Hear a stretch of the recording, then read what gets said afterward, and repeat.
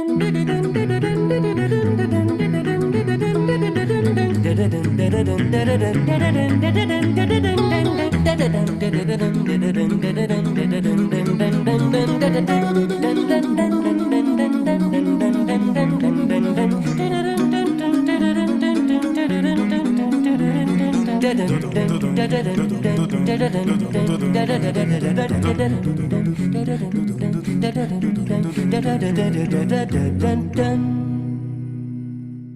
evening, ladies and gentlemen. We're so glad to welcome you as part of our community tonight. Please note that this webinar is being recorded and distributed live stream. By entering this virtual meeting room, you give your consent to be recorded and distributed by Vienna Live with Simeon Moore and other third parties. If you prefer not to be recorded and distributed, please go to the LinkedIn live video feed, the link to which I've just placed in the chat room. Tonight, our featured guests are Patrik Aspers, Chair of Sociology at the University of St. Gallen, and Brian Epstein, Associate Professor of Philosophy at Tufts University. The subject of tonight's conversation will be ontology and the role it plays now in the social sciences. Welcome, Brian. Thank you. Brian, tell me tell us, when did you first hear this strange word ontology, and what was your reaction? Today, you're obviously one of the foremost researchers in the world of ontology. How do you explain it to people at a cocktail party? I'm not sure what kind of cocktail parties you're going to, but people don't tend to ask about ontology at any party I go to. So ontology honestly means a lot of different things to different people. And in different philosophical traditions, that word has been used in lots of ways. So it is a little bit hard to pin down that word particularly. The first time I heard the term ontology was when I was studying metaphysics as a graduate student in philosophy. And I thought of ontology at the time, I sort of understood it as a subfield of metaphysics. So, I studied in the tradition of analytic philosophy, where it's a kind of mathematical, logical, linguistic approach to philosophy. And metaphysics quite generally asks questions like, what is the nature of such and such? What is the nature of space, or the nature of time, or of causation, or of universals, or something like that? And then ontology was kind of the specific question about, well, what objects exist or don't exist? So what things are there in the world, and what things, and what doesn't exist? Like, for instance, are there numbers? That was a kind of ontology question. But in recent years, that's kind of collapsed. Like, the difference between when people talk about ontology and talk about metaphysics, it's kind of the same thing. So I personally work in a field called social ontology, which is asking about the nature of the social world. And really what that is kind of synonymous with social metaphysics. It's like, what is the nature of, blah, blah, blah, where you fill in something for the blah, blah, blah. What is the nature of money? Is Bitcoin money? That kind of question. What is the nature of sex? Is there a sexual binary? Is there a biological binary? Is sex socially constructed? What's the nature of gender? What's the nature of race? What are the nature of social groups, and what is it for a social group to have a thought or an attitude or a belief? All these kinds of questions. I mean, you can think it's a huge range of questions, but they all take this form, what is X? Where X is something social. And then the field explores, the characteristics of these, how they're built, and what they are. Okay, and Patrik, now you are a very well-known for your sociology work, especially regarding uncertainty and reducing complexity, understanding how people make decisions. Tell us, why did ontology, how did you get into this? Yeah, I think, to be honest, this was also through philosophy. I studied philosophy as an undergraduate student and was also considering doing that for a longer period, but then I decided for sociology. But my background is more the kind of continental tradition, where, I just agree with Brian said that we have this tradition of metaphysics, and at a certain point in time, especially in the German language, the notion, the word ontology started being used. And I don't think it was a huge difference But of course, it sounds a bit more like biology, sociology, that gives a more scientific attitude, or it rings a bit more scientific way when you speak about ontology. And I also, being a sociologist, of course, I saw it from the perspective of the social science. And over the last like 30, 40 years, I think there's been some kind of almost ontological turn. There's a journal called Social Ontology, and there have been quite a few attempts to address ontology from various social sciences. So sociology and social science in general have become very confident and say that, okay, well, ontology is just another topic. Let's use our own normal tools and address this typically a philosophical question. And then, of course, you have this interesting idea. Okay, you have sociology and or social science and philosophy coming together, trying to address the same question, but do it from slightly different with slightly different tools and from slightly different angles. And I thought that was quite interesting. I must admit that the first time I read Brian's text, I thought you were a social scientist, but then it didn't take me too long time to realize, okay, this is a philosopher. But I mean, this yeah, because I don't use any data. Yeah. There are also the theoretically oriented sociologists or social scientists. But I think that's an interesting question, because what there is really the fundamental question that's being posed, and it's posed more or less by all sciences to different degrees, I would say, explicitly or implicitly. Yeah, and if I can add to that, I think also it's important to note that there's been part of the reason that the field is kind of growing and burgeoning in recent years is in reaction to its having been ignored for a good part of the 20th century.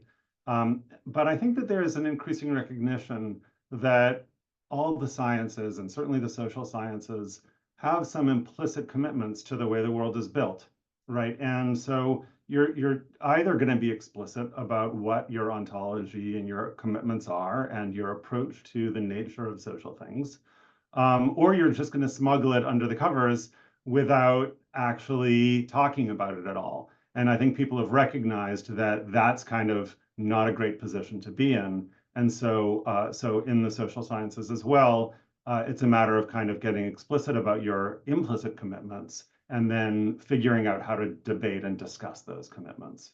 Well, I'm delighted that you said that, brought that up, Brian, because that is the great introduction to our first topic, which is why care about ontology. So, Patrik, first I want to start with you.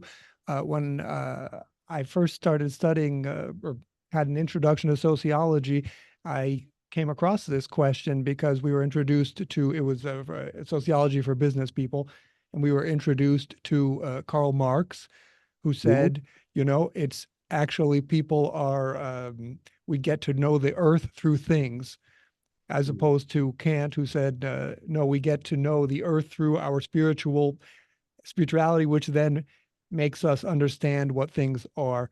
So tell us about this ontology and why, as Brian was saying, this is so important that we say, this is a cup, that's a woman, Patrik's a sociologist. Yeah, I think it's clear that social science have, in a sense, developed. We have had a lot of turns. It was the postmodern turn, where we started to question the claims of knowledge. And in one way, perhaps the ontological turn, if we speak about such a turn, is in a way the last turn that there can be, because it's about the most fundamental question, what there is. And if social science, so to speak, makes claim about explaining this very, you can call it the first principle, the most basic question, or something like that, there would be, and I think it's pretty clear among some social scientists, that it would be a way of eliminating philosophy. It would be to say that we need no philosophy. Sociology can do everything. I think this is utterly naive and essentially wrong. Wrong in the sense that I don't think it's the right. I mean, I wouldn't say you can't be judged for being wrong in that sense, but at least I don't think it's a very productive way of thinking, because it often implies that we social scientists just take our ordinary tools, just turn it to ontology and say, okay, this is something, an object out there we can study. We just do some interviews or we do some observation, and then we find out what there is there. And with the assumption, unquestioned assumption, that everything is socially constructed all the way down. So this is already an ontological assumption that has been used by social scientists in the first place, which of course precludes, or with this assumption, you can only come to the conclusion that the world is socially constructed. It is already set in the premises of the study. And I thought that wasn't really a good way to do things. So I started to go into and read some of these social science approaches and became quite critical of what they were actually doing. These are my peers in a way, as you say. And then I thought, well, maybe some philosophers thought deeper about this issue. And honestly, I do think it makes no sense to just continue doing sociology and try to say, okay, let's solve the ontological question without considering philosophy. At the same time, I think philosophers have become, and Brian is a good example of this, aware that, well, to some extent, there's something social about ontology. It's not just given by God or not given by X or just to be found there. There's something, so we are in a way involved in this ontology too. So that's why, in my view, we need both sociology and philosophy. And I would also say, we're at this stage, I'm very open to, I think openness is a virtue in the study of ontology, that is not foreclosing, not setting the premises first and then just go full steam ahead and try to solve the problems, as it were. Okay, and Brian, the first lesson in ethnomusicology we learn is that, music actually doesn't exist in other cultures. It's not on its own. It's part of there is no word for music. So tell us, why is this? What's your reaction to Patrik? Why is ontology relevant to our lives? Yeah, I mean, I want to echo a lot of what Patrik said. I mean, actually, one of the examples of social ontology is actually music. The social construction of music or the nature of music is a great question, very complicated question that people in social ontology focus on. But I mean, I think that taking off from what Patrik was saying, there are not sharp boundaries between the work that philosophers and the work that sociologists, theoretical and practical sociologists, are doing. I do think that we have a lot to contribute to one another. So one of the things that's very useful about this field is kind of how interdisciplinary it is and how we're getting insights about how you think about social construction by looking really, or not just social construction, but about kind of the nature of the social world in general, by looking deep into examples and details that have been examined by sociologists. But I think that, I mean, it may be a little bit of a philosopher's conceit, but I actually think that getting clearer on some of these questions can improve some of the methodologies in the social sciences. So one of the things that I've spent a lot of time working and arguing about is various forms of individualism in social science. So the tradition of methodological individualism is an extremely kind of old and persuasive, and influential one that certainly goes back to the early part of the 20th century, but there are origins of it much earlier as well. And a lot of fields in social sciences, particularly, of course, a field like economics, is very explicitly built on these very austere individualistic foundations where it sort of treats people as these independent agents that interact with one another. They have preferences, they have beliefs, they have resources, and they just kind of interact with one another and strategize about how to interact over time with each other. That isn't a very strong ontological view, an implicit ontological commitment about what the social world is. And inside of social science, there's been a lot of debate about exactly how to understand that, when people have come up with shortcomings, how to moderate it, because strictly speaking, that can't quite be true. I mean, after all, the world is a physical world. It's not just made up of isolated people interacting with one another. And so there are lots of ways that people have tried to temper the very kind of extreme positions that people have taken here. And this is exactly the kind of thing that philosophers are good at. It's saying, well, what exactly is the claim? What is methodological individualism? How do we split it up into a claim about doing individualistic explanations on the one hand and having individualistic ontologies, or kind of a construction of social things being built out of individuals. These are two different claims. Philosophers love to make distinctions like these. And then a lot of my work has been to say, actually, none of these is tenable, that they're all, however you construe individualism, it's not going to work. And instead, we need to, have a different way of understanding the ontology of the social world rather than an individualistic one. Now, that has methodological implications. That means that, yeah, it's not saying that an individualistic model, it's not like saying, oh, economist, you're an idiot, you've been doing it badly the whole time, because there are very good reasons for idealizing in particular ways. But we want to recognize that it's a kind of idealization. And maybe there are other idealizations that they could choose that, because of the implicit ontological commitments that they haven't been exploring. So it's more a matter of saying, look, there are lots of virtues to letting 1,000 flowers bloom and modeling things in different ways, but we have things to contribute where, if we clarify some, new ways of thinking about the social world, maybe collaboratively, we can model things in a different way as well. And Patrik, so this is, again, where we were speaking right before we went on air, that Brian said he doesn't collect data. You do. You're a sociologist. You say you actually go out there and you interview the people, and you say, okay, what are you doing? What's happening out there concretely? Tell us now. There are different ways. There are different methods to be ontological. Is that right? You said even Bourdieu, the famous sociologist who created this concept of cultural capital and all that, he has his own way of looking at ontology. Is that right? Yeah, I think also building on what Brian said, I think it's, if you look at it from a social science perspective, you look at different theories. So you mentioned Bourdieu's theory would be one, neoclassical theory would be another, an interactionist model of style Irving Goffman would be a third. And in a way, each of these would operate with some explicit or often implicitly stated principles, which would be at least claims about what ontology is. But if you start to think of it from a distance, you would see that, well, these three, they cannot operate with one and the same ontology, in the sense that the assumptions are radically different in many, many ways. So there seem to be different viewpoints here. And maybe that's something good when it comes to social science theory, but it somehow becomes more difficult if you speak of it as having three different ontologies. So here is the problem I always face, and I start to use the notion that Martin Heidegger uses about, he makes a distinction between ontic and ontological.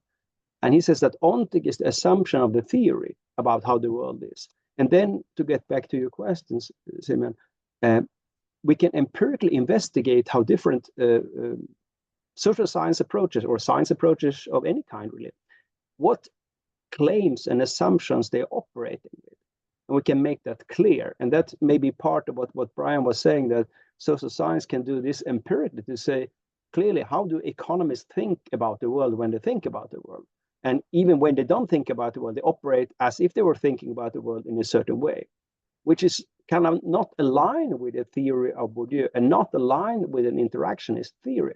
So here we seem to have assumptions which are almost at, well, we would call them incommensurable. They're not, you cannot align them, you set them next to one another and compare them. And then I think it's a big tradition, especially in the German-speaking language, that ontology is, so to speak, beyond these ontic assumptions.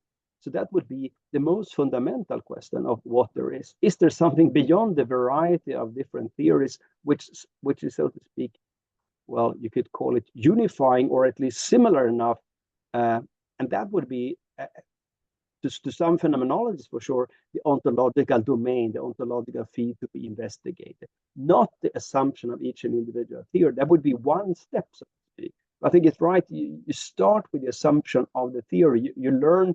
I mean, you said it very nicely. I mean, you take a class and then you learn a theory. And we all have taken class and learned different theories, and then somehow we go out in the world and use them. And with them comes implicit assumption about what the world is like.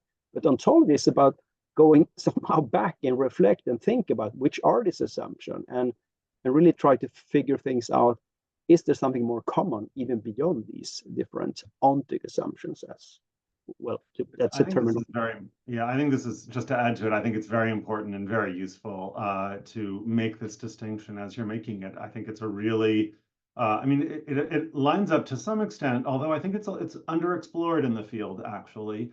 You know, that a lot of philosophers in my fields are even though we're social constructionists, so a lot of us think that there are a bunch of social categories that are obviously a product of social features and cultures.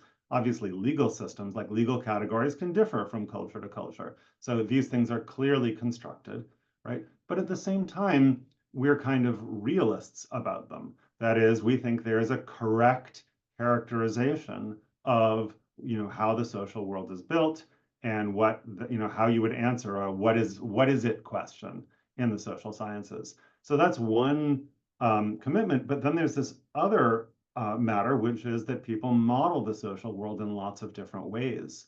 And those models have implicit commitments to, you know, to ontologies. And then, so the question is, well, how do they relate to one another? I mean, here I'm echoing the distinction Patrik was just making, that it's very important to distinguish those commitments from what may be a kind of realistic characterization of the way the social world is, and we can kind of help relate the models or theories to those ontological inquiries. Okay, so now we get to our hot topic round. I'd like to start with you, Patrik. So, Patrik, when we think about all of this we're talking about today, you know, we're in the middle of these populist elections in Germany. The populists were just are marching to power. We've got this Russian invasion of Ukraine. Clearly, this battle that's happening there in Lebanon and in Israel, with these different conceptions of government. How do you, when you see these things on the news, how do you tell your friends and family what I'm doing is important to solving the world's problems? Well, I wish I could give a clear answer to that question, because it's still a good one. But maybe there is at least one opening which I think is worth pursuing, and that is that if you're very certain about things, or I mean, in the sense you're confident that you're right and believe that everyone else is wrong, then you give yourself, in a sense, the right to wage even war or whatever it might be. But I think the more as a social scientist, I've been thinking about these things, and the more I've read into the issue of ontology, there seems to be some kind of openness, unclarity there, and suggesting that we are not really yet there to say that this is true, that this is fundamentally true, and this is fundamentally not true, and so on. So this kind of the lack of certainty, if I were to put it this way, can be translated in a positive sense to a slightly more humble approach to others and their viewpoints. And also saying that, I mean, there is no way to absolutely judge which theory is right. So I come more to the idea that, okay, for a certain purpose, we can have a certain theory. And this, of course, I mean, it's still within the realm of social science, where we rarely use our guns and hammers and swords and things like that. But it's still, even among people who just talk agreement that it's very hard to come to the final truth, so to speak, is probably something that makes the discussion remains open in a sense. I'm not sure if that actually can be easily translated to the various conflicts you raised. It beats me. I have to say. Brian, is this, as Patrik seems to be implying, you guys are showing people slow down, you know? It's not that we've got an answer to this, or anyone has one answer. We all have equally important answers, and we should be discussing things. We need to kind of slow down. Yeah, I think Patrick is absolutely right that I think that with maturity comes humility. And I think that that's a good lesson. I also think though that there are some tendencies that we're observing that are kind of obviously that are quite worrisome. And one that I would kind of highlight in particular is a tendency to think that to kind of move back to a kind of power politics, where it just seems as though there are no independent criteria for what's true or what's right or anything aside from, who has the ability to enforce, one's own desires on others. And there's a sense in which that also has a theoretical background. There are people who actually think that is theoretically the right way to understand the nature of history and the nature of what goes on socially and the nature of the way things ought to be. And there, I think we can contribute more directly because it's not true that that's the way things are correctly described. That isn't the thing that directs history. It's not the only way of assessing kind of the norms that ought to be pursued. And it's also a kind of incoherent way.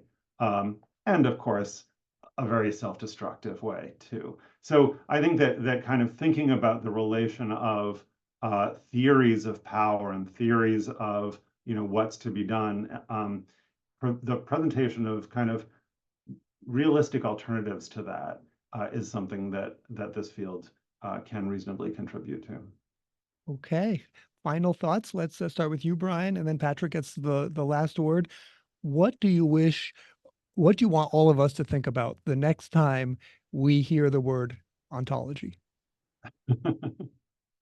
Well, so one of my key points in the field is that there are lots of different kinds of questions that can be asked. Some of the questions that we're asking are about what the nature of the things in the social world are. Some of the questions are about how they're constructed and why we construct them to be the way they are. So what I would ask people to think about if they're interested in the ontology of some particular thing that's of interest to them, a legal category, a gender category, money, any category they're interested in, is to think both about, well, what really is this thing? And then also, well, why is it that we have made it to be the way it is? That tends to be really fruitful to help uncover some of the hidden nature of things. Patrick? Yeah, thanks. Good points, Brian. I think one issue that I would raise in addition to that is, so to speak, the role of human beings in the discussion of ontology. Sometimes in discussion of ontology, we have it like there is an ontology out there and we are bracketed from it somehow. We can analyze it as any other domain of research. But here I start to wonder more and more, to what extent are we part as human beings, as co-constructed? I mean, I use the co-constructed or co-constituted might be a better term here, even because it's more stronger than just construction.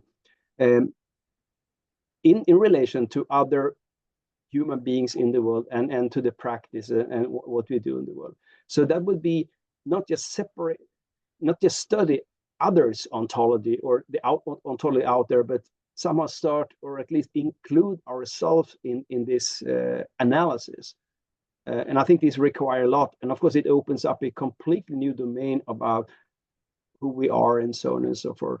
But one of the avenues that I've tried to investigate a bit is the role of institutions, which seems to be in most people's work who write on ontology, there seems to be some kind of idea that institutions, they call them slightly different things, but nonetheless, they are like virtuous things that we have become because we are social, are essential ingredients of us. It's just an element. And if that is part of the ontology, we have also to include ourselves in the analysis and cannot bracket ourselves. So that would be one of the additional aspects of any discussion of ontology. So, Patrick, just to clarify, so Brian said, why is that U.S. dollar? Why is that money? And you're coming in and saying, also think, why do I believe that is money? Is that something? Is that what you're saying? Yeah, and also, how are we co-constituted by us constituting things outside of ourselves, money,